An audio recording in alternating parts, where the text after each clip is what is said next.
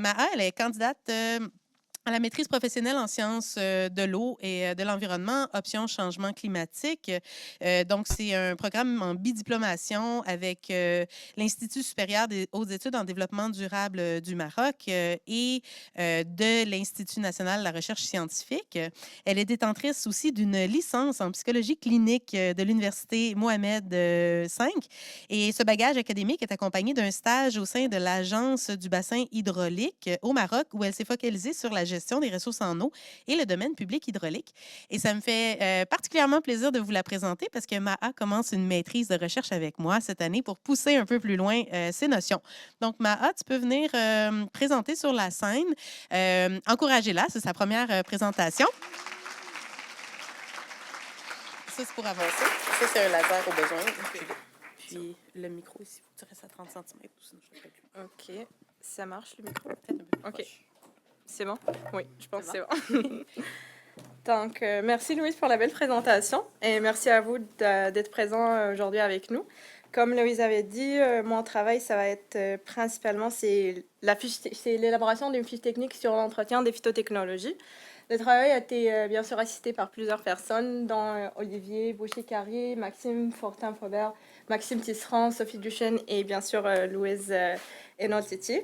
Et juste pour vous présenter un peu le sujet, on s'intéresse bien évidemment aux phytotechnologies, qui sont des solutions technologiques axées sur des plantes vivantes pour faire face à une grande variété de problèmes environnementaux et surtout pour faire face au changement climatique.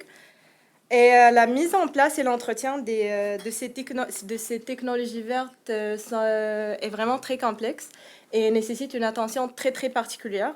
D'ailleurs, comme Louise avait dit, il n'y a vraiment pas beaucoup d'informations dans la revue de littérature, il n'y avait pas grand-chose. Donc, tout ce que je vais présenter va être le résultat d'un grand nombre d'entretiens avec des experts. Et donc, l'entretien de ces phytotechnologies est un élément qui est très, très, très essentiel pour assurer leur fonctionnement optimal et puis à long terme et leur pérennité. Il est très important de prendre en compte les caractéristiques spécifiques de chaque phytotechnologie de chaque plante parce que ça diffère d'une plante à autre. Et c'est très important aussi de prendre les conditions environnementales locales en considération et bien sûr les objectifs des phytotechnologies en question. Les phytotechnologies sur lesquelles je vais parler aujourd'hui, je vais commencer par la gestion des eaux pluviales, qui n'est pas forcément une phytotechnologie, mais c'est comme une introduction parce qu'il y a plusieurs phytotechnologies qui peuvent être utilisées pour faire face à cette problématique. Après, on va parler des biorétentions, des toits végétalisés, des murs végétalisés, des haies brise-vent, de la phytorémédiation, des bandes riveraines et des marais filtrants. Pas nécessairement dans cet ordre, mais ça va être ça. Donc, il faut savoir que chaque phytotechnologie est unique en termes de type et besoin des plantes spécifiques. Aussi, OK, du substrat utilisé et puis de sa fonction. Donc ça fait l'unicité de chaque phytotechnologie. Mais il y a quand même des éléments clés de l'entretien qui sont communs pour toutes les phytotechnologies sur lesquelles je vais parler. Il y a premièrement le substrat épaillé qui doit être de bonne qualité, doit être très bien adapté à la culture spécifique. Pour le paillet, on doit maintenir une humidité et puis réduire les plantes adventices. On va parler de ça plus en profondeur. Après, le pH et la fertilisation doivent répondre aux exigences de la phytotechnologie en question. Et puis, il doit y avoir une bonne aération, un bon drainage. Après vient l'irrigation. Ça, c'est essentiel pour toutes les phytotechnologies aussi. Mais il est très important de choisir la méthode d'irrigation qui est la plus adaptée à la phytotechnologie en question. Mais dans la majorité des cas, l'irrigation est très critique pendant les premiers mois, voire même les premières années. Et vous allez voir ça par la suite dans des cas plus concrets de phytotechnologie. Après, la fertilisation, c'est aussi nécessaire, mais on revient encore au point que ça va différer d'une phytotechnologie à autre. Donc, il est très important de prendre en considération les besoins très, très spécifiques de chaque phytotechnologie, mais ça reste quand même un élément important qui est en commun avec toutes les phytotechnologies. Après, vient le contrôle et taille. Donc, la nécessité et la fréquence vont varier aussi très énormément, mais ça reste à peu près la même chose entre toutes les phytotechnologies. Mais en général, sont très importants pour réduire les risques d'invasion des mauvaises herbes et puis risque des maladies. Après, pour le nettoyage, on a principalement l'enlèvement des plantes adventices, bien évidemment. Après, on va enlever les plantes mortes pour qu'ils n'affectent pas les autres plantes qui sont en bonne santé. Et il faut respecter la fréquence du nettoyage. La fréquence du nettoyage, on va la voir en faisant une surveillance quotidienne. Et on va surveiller la santé de la plante, on va santé la santé de la végétation. Après, le système de drainage et l'humidité du sol. C'est sur la base de cette surveillance qu'on peut détecter les problèmes et après faire de la réparation. Donc, on va détecter les dommages grâce à cette surveillance. On doit s'assurer de les réparer régulièrement. Comme ça ne va pas être plus compliqué par la suite. Ça va devenir plus compliqué et beaucoup plus coûteux. Donc, c'est mieux de vraiment régler le problème le moment où on le trouve. Et après, on va faire un suivi régulier qui va être basé sur ces réparations. Par exemple, on va dire qu'après un mois, on va revenir voir si ça marche bien, si ça nécessite beaucoup d'autres réparations, etc. OK. Donc, pour la gestion des eaux pluviales, on a plusieurs systèmes dans les systèmes de canalisation. Séparés au unitaire. On a les fosses septiques qui sont utilisées dans des milieux moins urbanisés. Et on a bien évidemment les alternatives durables qu'on va voir comme les cellules ou les bassins de biorétention. Il faut s'assurer d'élaborer une fiche technique avant ou pendant la conception. C'est important. Le problème, c'est qu'on vient après l'installation des fiches techniques pour dire « Ah, on a besoin de l'entretien, mais comment on va entretenir ?» Donc, c'est très important de prendre en considération l'entretien avant ou pendant la conception. Comme ça va faciliter la tâche. Ça va faire en sorte que ça soit plus facile et moins compliqué. Et il faut mettre en application les fiches techniques qui vont être élaborées par les personnes qui ont mis en place ces installations. Et il faut faire un suivi quotidien des infrastructures. Pour les difficultés qui sont rencontrées sont principalement financières, spatiales, des difficultés d'expertise et des connaissances. On a besoin toujours de main-d'œuvre qualifiée.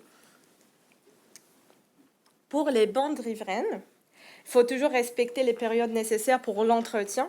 Afin d'éviter que ça soit plus compliqué, comme je dis, ça va être moins coûteux si on fait ça dans le temps. Et après, pour l'irrigation, il est très, très important lors de l'implantation et quelques mois après ou même quelques années après. Donc, c'est parmi les phytotechnologies dont l'irrigation joue un rôle très important au début. Et après, pour la fertilisation, il est très important de fertiliser très rationnellement, puisque les plantes sont proches d'un cours d'eau. Donc, il faut être très, très prudent pour éviter des problèmes par la suite. Pour les marais filtrants, pour les éléments de surveillance, il est important de surveiller le mouvement hydraulique, l'asturation du substrat, le colmatage du système et la gestion des pré- et post-traitements. Donc, les éléments qui sont très critiques pour cette phytotechnologie, c'est, par exemple, on a la première année, elle est très critique après l'installation, donc il faut faire beaucoup plus de surveillance et d'entretien. Mais le renouvellement de système peut se faire à 15 à 20 ans. Et il faut prendre en compte les volumes et la nature des intrants, parce qu'il est primordial pour son bon fonctionnement. Après, pour la taille, elle est préférable une fois par an à l'automne. Pour la surveillance, doit se faire du niveau de l'eau une fois par mois. C'est très, très important. Et puis, le nettoyage des pré- et post-traitements aussi est aussi un élément très important et primordial. C'est le design des marais filtrants qui fait en sorte que leur entretien est très, très spécifique et unique. Donc, pour la phytoremédiation, son entretien est plus soutenu vu qu'on peut avoir la présence des espèces exotiques. Aussi, quand c'est proche de l'habitation, donc ça nécessite une attention plus particulière. Et au début de l'implantation, bien sûr, c'est aussi parmi les phytotechnologies qui nécessitent plus d'entretien au début de l'implantation, les premiers mois ou les premières années. Et parfois, l'irrigation est très importante pour éviter le flétrissement des plantes. Et ce qui fait que l'entretien est un peu compliqué, c'est que le désherbage se fait manuellement. Donc, ça prend beaucoup, beaucoup d'efforts et beaucoup de temps, bien évidemment. Pour l'irrigation, ça fait avec boyau bien au goutte à goutte. Pour la fertilisation, en fonction des analyses de sol et des plantes, on a pu trouver, dans nos entretiens avec les experts, on a eu le 100 kg d'azote par heure en granules. Après, le récépage doit se faire minimum 2 ans ou plus. Quand la croissance est assez rapide, le désherbage est moins important par la suite. Et on doit faire le désherbage une fois par semaine jusqu'à ce qu'il atteigne 1 mètre de hauteur. Donc, ça, on doit conserver ce mètre de hauteur. Et il faut toujours surveiller pour les utilisations illégales des sites. Concentration des contaminants doit être surveillée en continu. C'est de la phytoremédiation, donc c'est l'élément le plus important. Et la croissance, il faut voir si la croissance est plus lente, donc on doit voir pourquoi. Et le noircissement et jaunissement des feuilles aussi doit être pris en considération. C'est comme un signe qu'il y a quelque chose qui ne marche pas. Donc, on doit faire vraiment attention. Il faut décanter les sols avant l'implantation pour un meilleur résultat. Ça, c'est juste un détail. Après, pour les haies brise-vent, il y avait au Québec des subventions par le programme Prime Vert de 70 jusqu'à 90%, mais il exige quand même une formation pour pouvoir bénéficier de cette subvention. Donc, c'est vraiment très intéressant. En plus, l'irrigation elle est plus importante les 2 ans, les premières 2 ans après l'implantation. Après, les arbres doivent être quand même capables à résister à la sécheresse. Et pour la fertilisation, c'est moins important pour cette phytotechnologie parce que les sols agricoles sont généralement très, très fertiles. Donc, on n'a pas vraiment besoin de fertiliser de plus. Pour l'entretien, il faut remplacer les arbres mortes. En plus, il faut faire le désherbage. Il faut la protection contre les rongeurs.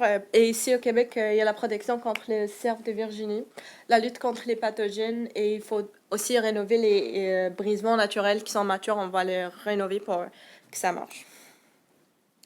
Après, pour les murs végétalisés, il faut savoir que ce qui est spécifique, ce qui est unique dans cette phytotechnologie, c'est que le substrat est vertical. Donc, il doit être léger et ne retient pas beaucoup d'eau. Par contre, pour l'irrigation, on doit avoir un apport d'eau en continu. Et l'irrigation se fait à goutte ou en pochette de matelas capillaire. Pour le système de fertilisation, on utilise un système de fertilisation liquide. Et il faut toujours surveiller la santé des plantes pour pouvoir détecter les problèmes le plus tôt possible, pour pouvoir les régler. Pour la fréquence et le budget de l'entretien, ils dépendent généralement des spécificités de design du projet. Donc, ça dépend, par exemple, si il y en a des entreprises de murs verts, ça va dépendre plus des clients, ce que les clients veulent. Mais le problème, c'est que l'entretien n'est pas prévu dans le budget de réalisation du projet. Donc, on va réaliser le projet, mais on va venir après dire qu'on doit faire un entretien, mais le budget c'est pas pris en considération dans le budget. Ça, c'est parmi les problèmes qu'on trouve pour cette phytotechnologie. Après, pour les toits verts, l'irrigation doit être camouflée. On va le faire en goutte à goutte. C'est la méthode d'irrigation la plus adaptée. Pour le désherbage, il se fait manuellement. Et pour la fertilisation, on utilise des engrais organiques. Et le système de drainage doit être surveillé en continu pour qu'il ne soit pas bouché. Et on ne doit pas laisser des terres nues. Après, pour le nettoyage, il faut s'assurer d'enlever tout ce qui est à l'intérieur des pierres de drainage pour assurer un bon drainage. Et il faut empêcher les végétaux de se répandre sur les pierres de drainage, bien sûr, en les nettoyant. Et pour le nettoyage, ça se fait à 4 à 6 fois par année selon le type de végétation. Et pour la surveillance, on va surveiller les drains, la croissance des plantes et puis l'humidité du sol. Il faut toujours savoir que c'est la surveillance qui va nous permettre de détecter les problèmes et y remédier le plus vite possible. Et si on détecte des problèmes, on peut faire des analyses de sol. Ça, c'est pas nécessaire, ou bien c'est pas chaque année ou bien chaque mois, mais c'est dans le cas de détection d'anomalies. Et finalement, on arrive aux cellules et bassins de biorétention. Faut toujours être en alerte par les précipitations parce que c'est quand même des systèmes de gestion des eaux pluviales. Donc, il faut toujours être en alerte. Il faut éviter de piétiner le fond quand c'est humide parce que ça va faire des dégâts à la phytotechnologie qui peuvent être difficiles à réparer. Et il faut sélectionner les plantes adventices avec grande prudence. C'est ça pourquoi on revient encore à la formation du personnel, parce que parmi le problème, c'est qu'il y a des plantes c'est vrai que sont des mauvais arbres, mais ça ne doit pas être nécessairement enlevé. Donc, il faut être bien formé pour pouvoir détecter les mauvais arbres ou bien les plantes adventices à enlever. Pour l'entretien, il faut avoir des compétences d'entretien paysager. C'est comme des compétences de base pour pouvoir faire l'entretien de cette phytotechnologie. On ne doit pas laisser de la matière végétale s'accumuler pour éviter le colmatage des drains. Et puis, il faut y avoir une bonne communication avec l'équipe d'entretien et bien sûr informer le personnel et aussi former le personnel. Comme ça, on va s'assurer que l'entretien va être fait correctement. Et pour l'arrosage, c'est manuel, c'est en période de 2 ans après l'implantation. Et faut toujours voir s'il y a des problèmes de carence qui sont vraiment très, très rares. C'est pourquoi pas vraiment de fertilisation pour cette phytotechnologie aussi. Et le nettoyage se fait manuellement ou avec un souffleur, mais l'outil va dépendre de la quantité de déchets végétaux qu'on va avoir. Donc, c'est en conséquence, on va choisir notre outil de nettoyage. Et la surveillance des drains se fait à l'hiver. C'est vrai que ça se fait tout au long de l'année, mais c'est l'hiver avec les précipitations et tout. Donc, c'est plus critique. Pour les enjeux socio-économiques, j'ai essayé de voir les enjeux qui ont été répétés dans les entretiens pour toutes les phytotechnologies. On a tout d'abord le coût de l'entretien à long terme parce que, comme j'ai dit, généralement, l'entretien ne fait pas partie du budget de base de l'installation du projet. Donc, c'est vraiment difficile par la suite de venir et dire qu'on veut faire l'entretien, mais on a besoin d'un budget pour faire ça. Après, la rareté de la main-d'œuvre qualifiée. En fait, faut vraiment faire former le personnel avant de commencer l'entretien pour que ça soit fait correctement, parce que si c'est mal fait, ça va générer d'autres problèmes qu'on va devoir par la suite résoudre. Donc, ça devient plus complexe et ça demande plus d'argent.